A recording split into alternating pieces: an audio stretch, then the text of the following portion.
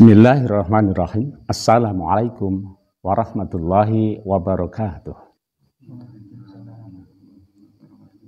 Innal hamdalillah nahmaduhu wa nasta'inuhu wa nastaghfiruh wa na'udzubillahi min syururi anfusina wa min sayyiati a'malina.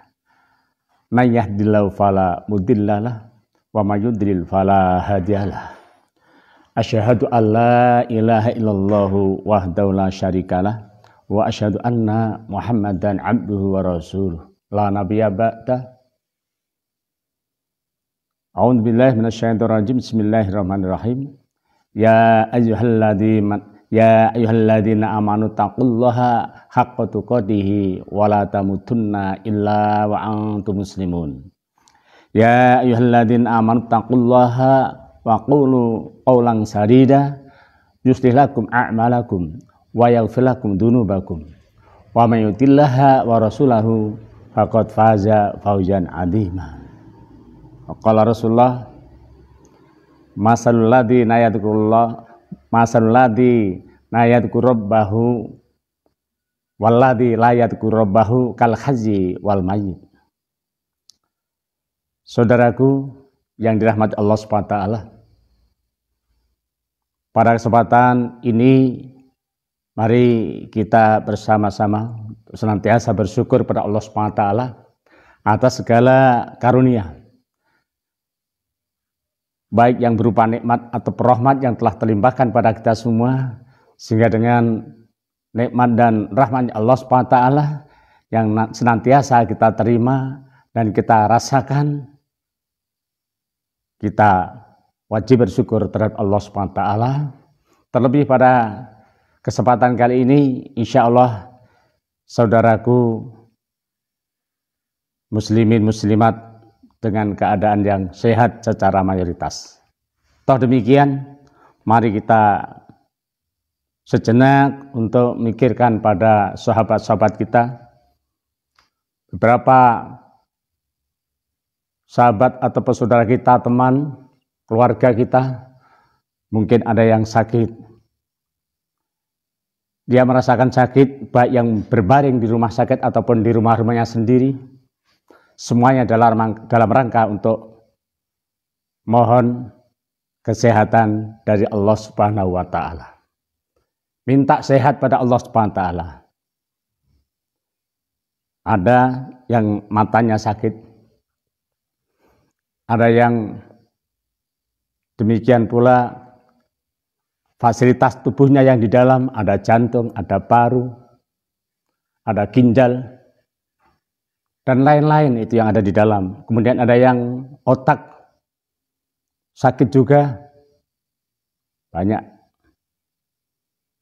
orang yang sakit otaknya sehingga banyak juga yang dioperasi. Kemudian di luar yang berupa fasilitas luar, baik tangan, kaki, dan sebagainya, baik yang sakit ataupun tidak, dalam rangka semuanya. Ada di antara yang sakit kakinya ataupun tangannya, atau matanya, atau telinganya, dan sebagainya.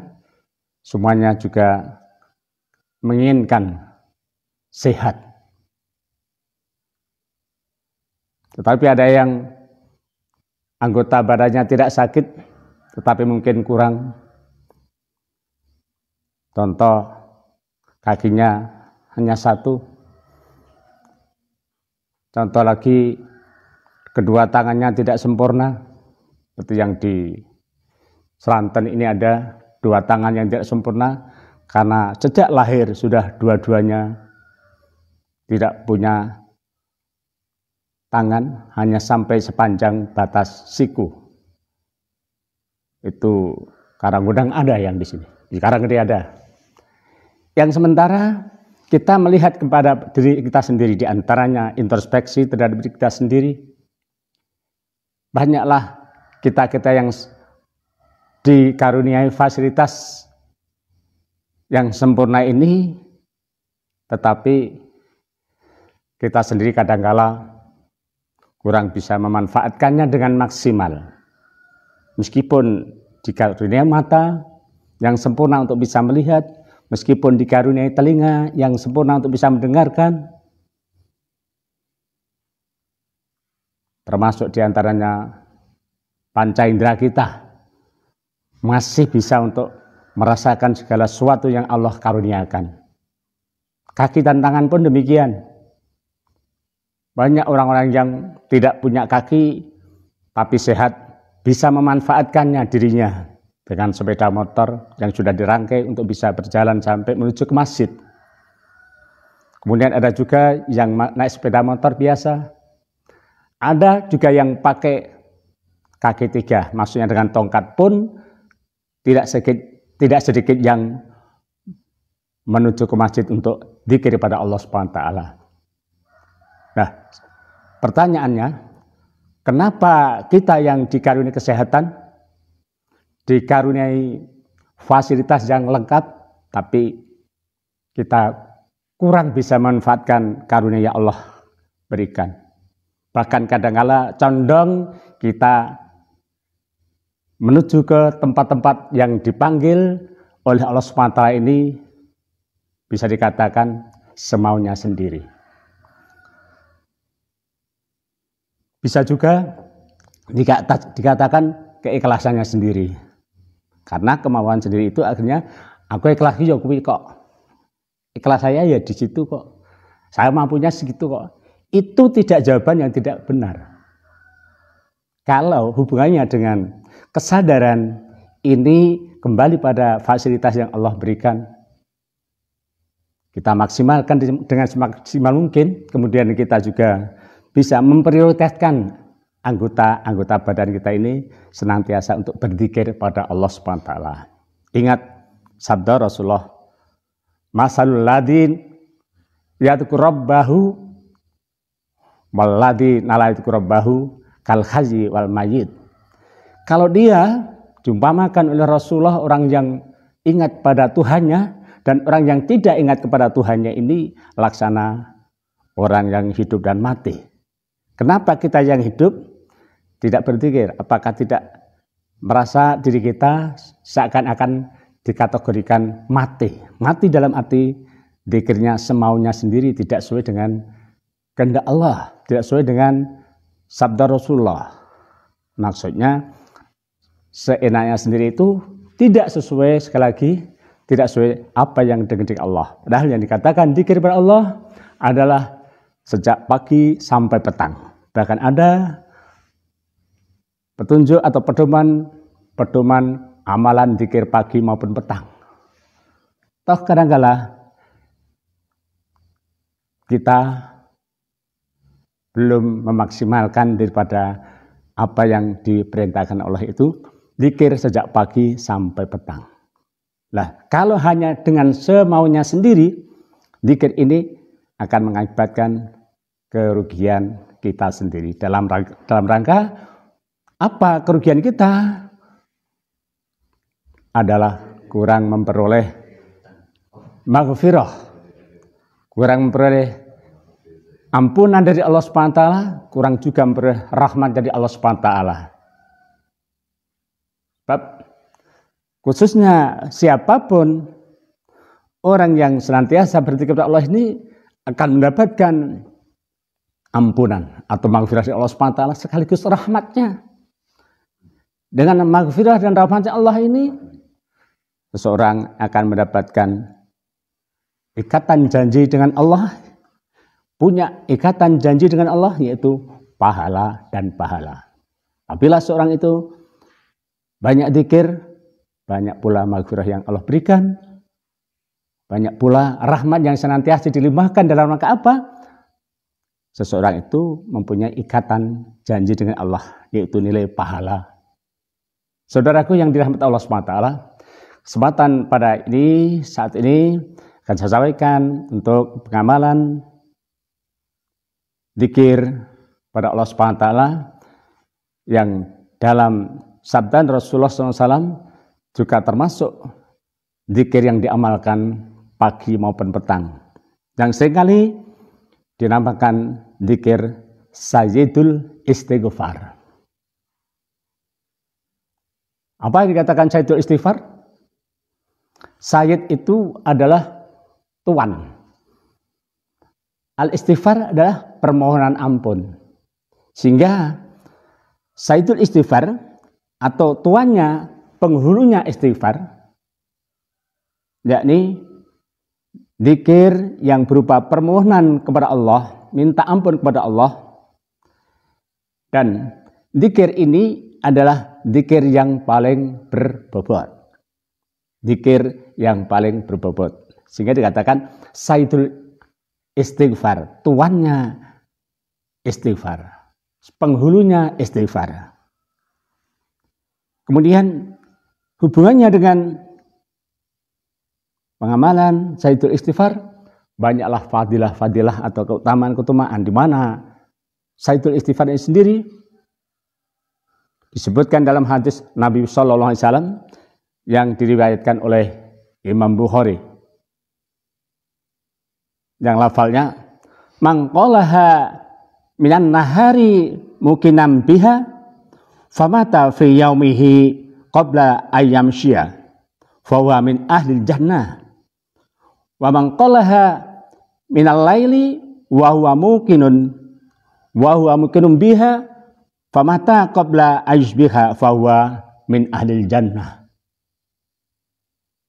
Ini sabda Rasulullah yang artinya mengqalaha barang siapa yang mengucapkannya, melafadzkannya, berzikir dengannya. An-nahari di waktu siang. Maksudnya munculnya dari pagi ini kan untuk menuju kepada siang. Mukinan dengan yakin, dengan iman kepada Allah dengan seyakin-yakinnya, beriman kepada Allah dengan yakin, dengan melafadzkan, mengamalkan Sayyidul Istighfar itu. Famata fi yaumihi qabla ayyamsyiya. Dia kok kemudian meninggal sebelum datangnya waktu sore hari atau petang, kok meninggal? Dikali Rasulullah, sabdanya Rasulullah, fahuwa min ahlil jannah, maka dia tergolong ahli surga, digolongkan menjadi anggota surga. Itu kalau pagi hari. Kemudian kalau petang, waman qalaha min laili wa huwa muqinun biha famata qabla isbiha fahuwa min ahli jannah. Demikian pula barang siapa yang melafalkan, berzikir Sayyidul Istighfar itu pada waktu sore di qalaha minal lail atau malam, pada waktunya malam itu maksudnya maghrib. Kalau tadi siang mulai dari pagi hari yaitu habis subuh. Wa huwa muqinun dengan dasar yakin iman kepada Allah Subhanahu wa taala dengan berzikir Sayyidul Istighfar itu qabla aisbiha, sebelum datangnya waktu pagi kok meninggal, famata kok dia meninggal, kemudian dia meninggal sebelum datangnya pagi, fahuwa min ahli jannah, maka dia tergolong atau digolongkan sebagai ahli surga. Saudaraku yang dirahmati Allah Subhanahu wa taala, adapun lafal-lafal daripada Sayyidul Istighfar sendiri ini banyaklah mayoritas umat muslim, muslimat sudah mengamalkannya. Hanya perlu penjiwaan yang sangat-sangat kita miliki, yaitu apa yang kita amalkan adalah merupakan keimanan kita sebagai bukti tanda keimanan kita dan yakin bahwa pengamalan itu akan berbuah apa. Ikatan janji dengan Allah, dia melafalkan Sayyidul Istighfar dengan janji Allah itu dia tergolongkan ahli surga. Saudaraku yang dirahmati Allah Subhanahu wa taala, adapun lafalnya seperti yang ada pada buku panduan zikir, Allahumma anta rabbi la ilaha illa anta khalaqtani. Yang pertama di Allahumma anta rabbi la ilaha illa anta khalaqtani wa ana abduka wa ana ala ahdika wa wa'dika mastata'tu a'udzubika min syarri ma sana'tu abu'ulaka bi nikmatika alayya wa abulaka bidambi faghfirli fa innahu la yaghfiru dzunuba illa anta fa innahu la yaghfiru dzunuba illa anta. Lafaz ini mengakui daripada segala puji adalah bagi Allah Subhanahu wa taala, sehingga kandungan-kandungan dalam lafaz ini nanti akan saya sampaikan. Allahumma anta rabbi, ya Allah, engkaulah Tuhanku, La ilaha illa anta khalaqtani. Tidak ada Tuhan yang berhak diibadai, yang benar diibadai, yang pantas diibadai, illa anta, kecuali engkau. Khalaqtani, engkau telah menciptakan aku. Menyadari bahwa kita ini adalah betul-betul dengan yakin diciptakan oleh Allah SWT. Wa ana abduka, dan saya ini hambamu. Wa ana ala ahdika, dan saya berjanji wa ma'dika, dengan sepenuh hati. Maksudnya dengan perjanjian diri, ikatan kita kepada Allah SWT. Berjanji dengan tulus hati kepada Allah SWT. Karena mengakui wa ana ngabdika, wa ana ngabduka, saya ini hambamu. Wa ana ala ahdika wa ma'dika, dan saya berjanji dengan sepenuh hati. Mastata'tu, sesuai dengan kemampuan. Kemampuan di sini bukan seenaknya tadi, semaunya tadi bukan.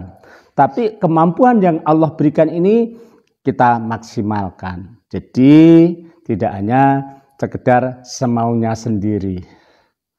Dan juga sekali lagi, seikhlasnya sendiri ini juga tidak betul. Tapi oleh Rasulullah, mastata'tu, dengan sesuai dengan kemampuan kita, kekuatan kita, waktu kita Allah berikan, kesehatan kita yang Allah berikan ini maksimalkan. Itu yang dimaksud oleh Rasulullah seperti itu. A'udzubika min syarri ma sona'tu, dan saya berlindung padamu min syarri, dari kejahatan, dari kejelekan, ma sona'tu, apa yang telah kami perbuat. Isimnya ini adalah fi'il madhi. Bukan isim tapi fi'il. Fi'ilnya fi'il madhi, berarti pelaksanaan sudah dilaksanakan. Maka a'udzubika min syarri ma sona'tu, aku berlindung padamu dari dosa-dosa yang telah kami lakukan, aku lakukan. Menyadari bahwa kita selaku manusia tidak akan lepas daripada kesalahan dan dosa. Sehingga dengan keinsafan ini, a'udzubika min syarri ma sona'tu, saya mohon perlindungan padamu dari kejelekan atau dosa yang telah sona'tu, aku lakukan.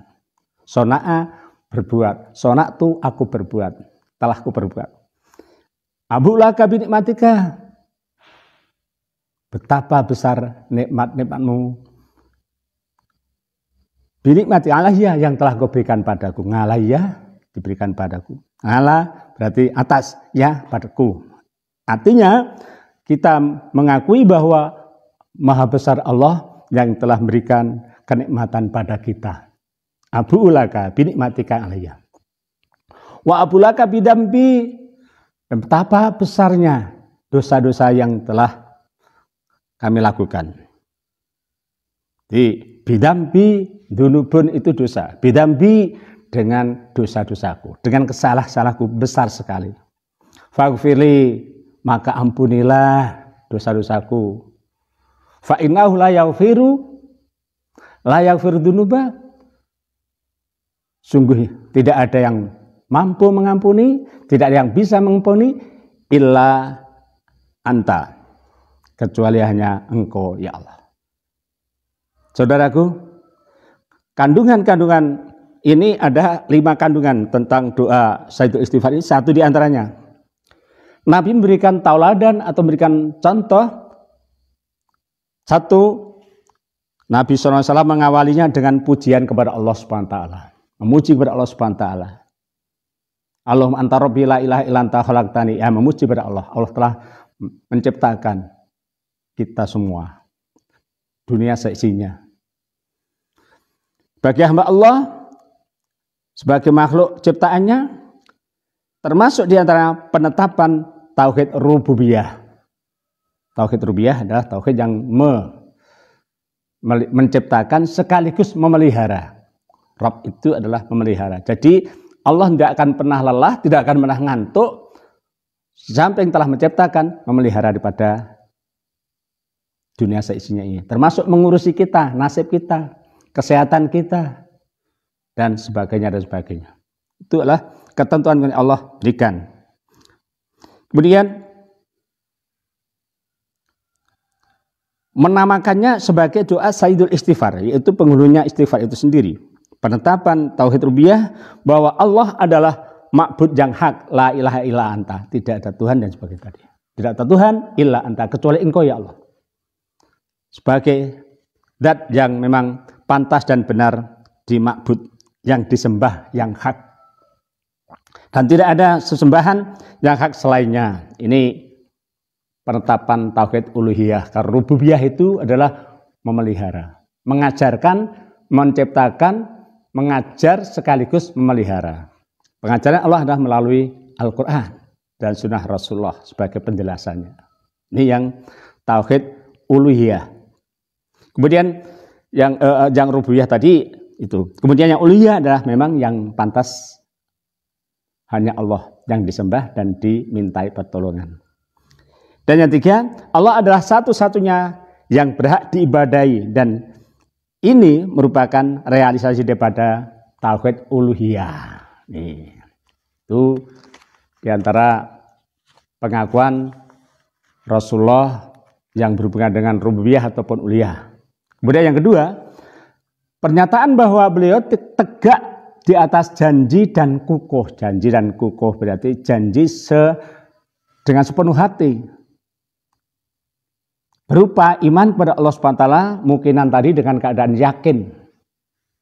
Beriman pada Allah SWT. Kemudian yakin kepada Allah, apa? Adalah kepada kitab-kitabnya. Serta seluruh nabi dan rasul yang Allah utuskan, yang Allah telah utus. Beliau menjalankan segenap ketaatan kepada Allah dan apapun yang diperintahkan. Serta akan menjalankan sesuai dengan kemampuan dan kesanggupannya. Kalau tidak sanggup ya jangan. Naik haji, umroh, kita semuanya bercita-cita. Tapi kalau mungkin kita belum mampu, kita pun tidak diwajibkan. Karena dengan sesuai kesanggupan. Tetapi untuk hal yang lain yang tidak perlu biaya, kenapa sering kita datang ke masjid untuk berjamaah saja, sering ogah-ogahan. Padahal ada kesempatan, ada waktunya, tidak ada kegiatan yang mendesak.